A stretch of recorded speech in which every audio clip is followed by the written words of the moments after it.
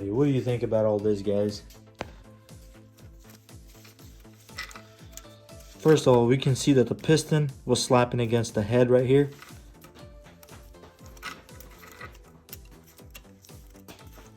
Look at all that movement.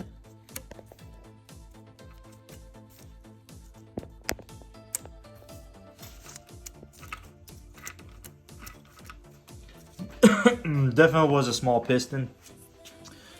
And then look where the piston was hitting right here on top of the head.